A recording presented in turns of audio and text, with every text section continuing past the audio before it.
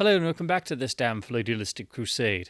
This video is a review of the wonderful new volume from the Shadowed Circle magazine, which is a compendium volume of various articles and pieces from the past 2 years of magazine issues. The Shadowed Circle is a fan magazine entirely done as a labor of love, dedicated entirely to the world of the Knight of Darkness himself, the Shadow, in both the, of course, the original pulp novels by Walter B. Gibson and Theodore Tinsley for the most part, and also the radio version of The Shadow and the other adaptations. So it is entirely devoted to The Shadow, but also getting into other pulp characters and heroes and how The Shadow's influence has not only been across the entirety of pulp fiction, but also on other characters and virtually all of superheroes and comic books that followed.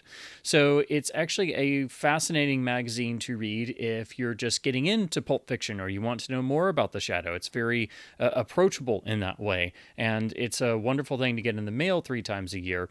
But in this compendium volume, what they've done is made a beautiful collection of some of the best articles from the past 6 magazines, but also some new and exclusive articles, plus improved artwork, now fully rendered in color and a nicer, more premium format, which is available in both a paperback and a deluxe hardcover edition, each with unique artwork, which you see behind me. Now, this began as a Kickstarter project, which I've talked some in a video some months back, and so now we're just getting our copies for those of us who supported the Kickstarter, and you can now actually purchase copies.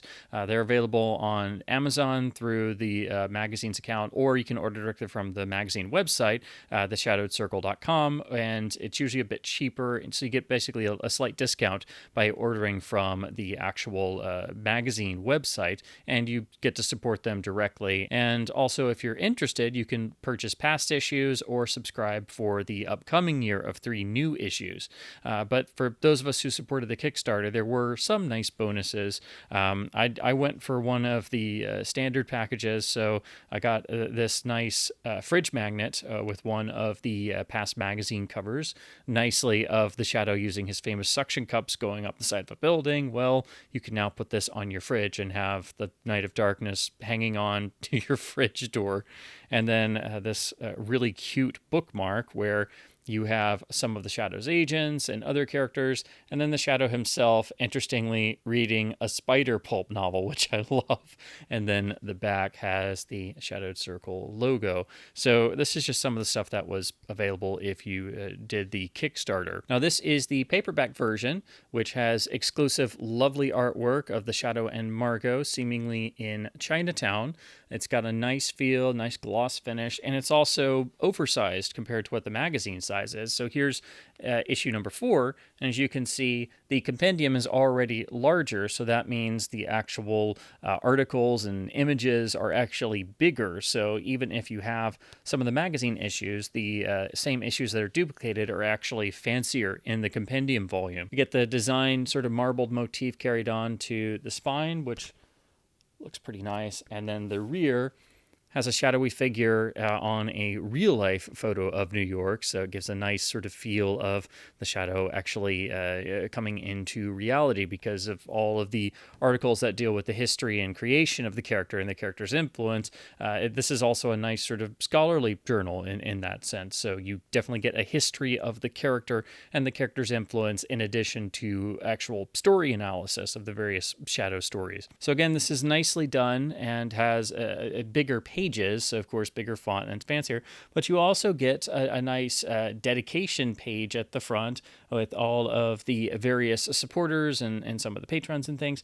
But what I didn't expect is that I actually got a thank you for the videos that I've done on the magazine, because I never expected to get anything like that. So that was extraordinarily kind of them to include me in the thanks section for the little nerdy videos that I do here on YouTube. But then we go into the editor's preface, and then the foreword by Will Murray, the expert pulp historian who just always comes up with the most incredible articles. He contributes to not only the Shadowed Circle, but all kinds of pulp reprints.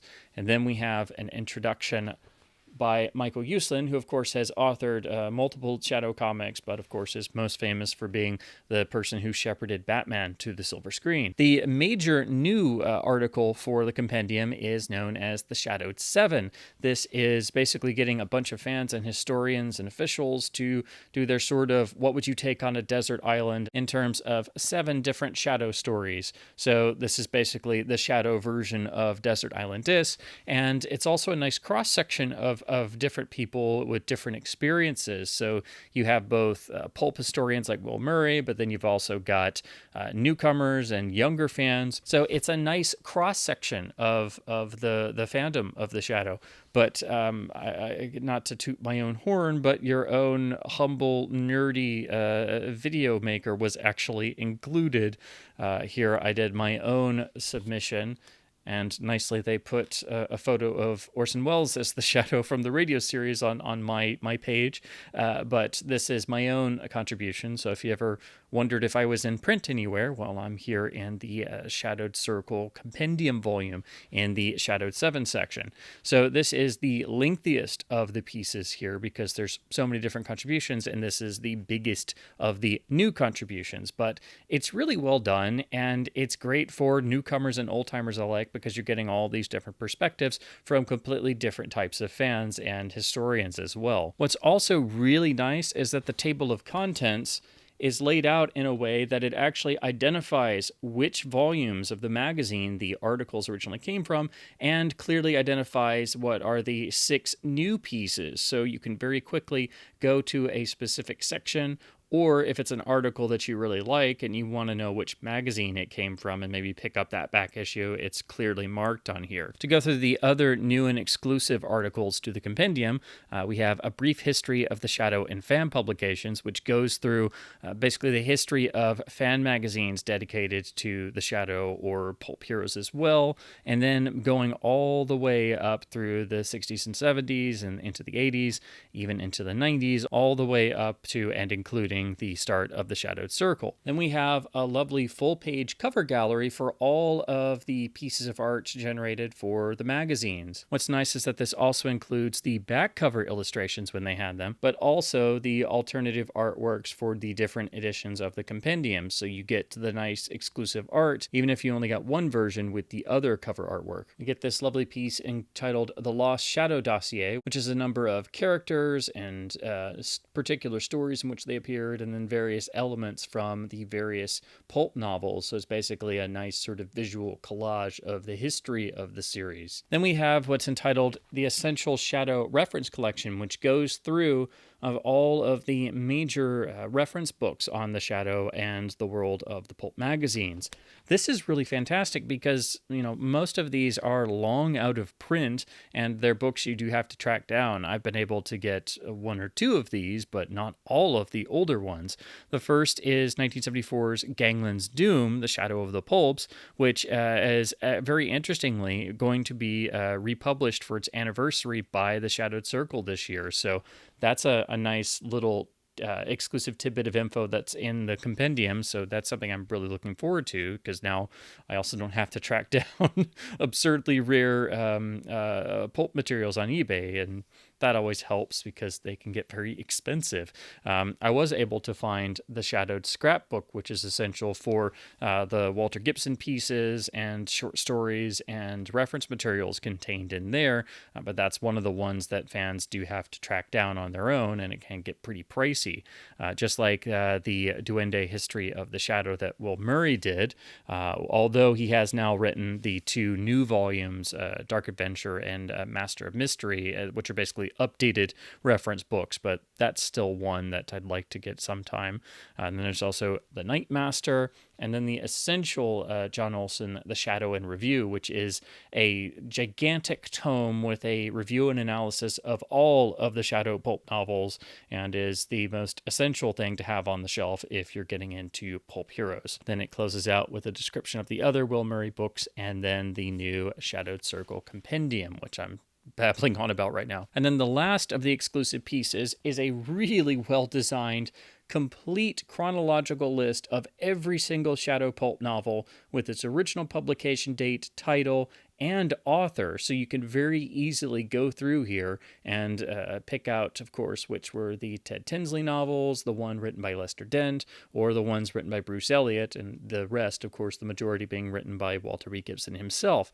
But this is the sort of thing that you want to have to be able to constantly go back and reference because, of course, there are so many shadow novels, and trying to go through and read them chronologically or just focus on specific authors is difficult. So this is really fantastic to have. And while there's a decent basic list on some Wikipedia pages, it's nothing like this. This is the kind of thing I wish I'd had when I started reading the books and was trying to figure out, figure out the order and who wrote which particular novel. So this is fantastic to have on the shelf to be able to reference whenever you're going back to your pulp collection. To give you a brief example of the sort of size difference, here's 2 pages from issue number 4 as part of the Michael Uslan interview, which was originally in 2 parts. But here's just 2 pages in the original issue with nice layout, but of course the smaller black and white images. And then here is the same 2 pages in the Compendium, which you can see is much larger, has bigger text, and slightly larger, but also now color images. So again, the printing is overall fancier and has a more premium feel in the Compendium because it's not only a little bit higher quality and color images, but it's also physically bigger, and so the actual text is bigger. So you get a more premium feel as opposed to the original magazine version. But then there's also the hardcover version. So as you can see, I've got them side by side, and the actual hardcover version is just a little bit taller. It's also, of course, got a actual more sturdy hard cover in terms of the boards are pretty solid, and it's also got the nice gloss finish. We have a version of the same rear, but it's now blue instead of purple, and you have the exclusive hardcover artwork, which looks really fantastic. This does have a more premium feel even than the softcover paperback version, and also the actual paper and printing is, I think, also a little bit fancier than the paperback version. So I do think you get your money's worth if you prefer having a nice physical version in hardcover, because there are actually a couple benefits of getting the hardcover over the softcover, even though I'm a paperback guy at heart and I do really love the artwork. So I think both are fantastic, but the hardcover is definitely the more premium of the 2 options. So the actual contents are the same, but the printing is a little bit higher quality. It seems like the paper stock's a little bit different. It's also got a glossy sort of finish on the actual text itself. It's just bolder and shinier, and the actual color images, I don't know how well this will come across on camera, they seem to be a little bit fancier. So when you're paying a bit more for the hardcover edition, it's not just because it's a hardcover. The actual paper and print quality is also a little bit fancier compared to the slightly less expensive paperback version. So if you're curious to know if there's a major difference, I do think there is enough of a difference to warrant the extra cost of the hardcover edition. So both are well done, don't get me wrong, but the hardcover is definitely the more premium option, and even the ink of the actual text and the color of the color images just pops off the page much more. But otherwise, the contents are exactly the same. The overall layout is exactly the same. But again, you can definitely tell the hardcover is the more premium of the 2 in terms of design and book type, which is pretty much common with any sort of self-published work, whether it's hardcover or paperback. You usually get the fancier printing and the higher quality in certain areas for the more expensive hardcover edition. That's why it's more expensive to make. But both are still fantastic and a great distillation of the past 2 years of the Shadowed Circle fan magazine. So that's my overview of the new Shadowed Circle fan magazine compendium volume. I'm really happy that this actually managed to get the Kickstarter off the ground and actually come to fruition. So it's definitely a fan venture I've loved and really been happy to support and also promote on this channel. It's a labor of love for everyone involved, and they're always looking for submissions, whether it's articles, other pieces, even cartoons, and of course artwork as well. This is all fan generated, fan made, and of fan and historian materials. So they're always looking for new submissions. So they definitely need your support if you're interested. So I will leave links to the website, which is of course theshadowedcircle.com. If you're interested in the Compendium volume or past magazine issues, you can order directly from them. That's better at, of course, supporting them directly. And it's also usually a little bit cheaper than ordering through their Amazon page. Also, they have the Compendium and magazines available in digital format or ebook format. If you want to just get it digitally, you can do that, or you can get the physical hard copies. They've also got the coming year's subscription up for issues 7, 8, and 9, should you wish to sign up for the actual magazine and get the new issues for the coming year.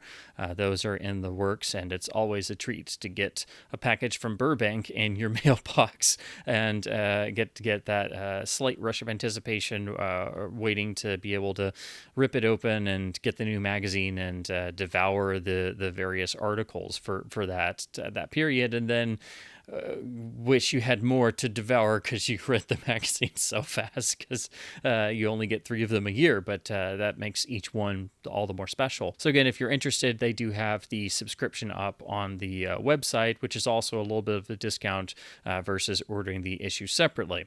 So again, I think any fans of the Shadow or pulp fiction or pulp heroes or superheroes in general will get so much out of this. Even if you know nothing about the Shadow, this is still a wonderful resource to learn more about the character and the world of pulp heroes and the world of pulp fiction publishing. And because the Shadow influenced every hero character that came after, you definitely, I think, get a bit of further background about the sort of core foundation of various characters that are much more famous today, or characters you may be a fan of if you don't know all that much about the Shadow himself. So it's a wonderful sort of crash course in that sense for newcomers, but it's also extraordinarily rewarding for older fans or pulp historians and things. So you get a nice mix, and it just makes you appreciate the world of the pulp characters all the more, and especially all the people who poured their heart and soul into the Shadow stories. So it basically is a great resource for anyone at all interested in the Shadow or pulp characters, again, regardless of what your experience level may be. And it's a wonderful fan venture that is a complete labor of love. They're not doing this for money, and they definitely could use any supports that they can get. So again, I strongly encourage people to go to theshadowedcircle.com, check out their materials and their website, and see if any of this interests you. And for the wonderful materials that you're getting, it's not terribly expensive, even with publishing costs and things. And it's a wonderful treat if you get the magazines 3 times a year. But this is a wonderful distillation of the first 2 years of the magazine in this Compendium volume. So as always, please keep supporting fan efforts and independent publishing efforts by purchasing and supporting these particular works whenever you can, whether it's a Kickstarter or a fan magazine or a fan digital ebook or a series of articles or whatever it is. All fan and independent efforts really need your support. And also, if you know anyone who might be interested, they can definitely use the help of spreading the word, essentially, about these projects. But I just have really enjoyed the heck out of this entire venture, the magazine issues, and now this Compendium volume. And it's just a wonderful enterprise that I just want to support and promote wherever possible. And it's just such a treat to get in the mail a few times a year. So definitely keep reading print books. And as always, thank you ever so much for watching. Well, I've got to run because I'm late for a date, of course, at the Cobalt Club. I don't think Mr. Cranston would be very thrilled if I was late.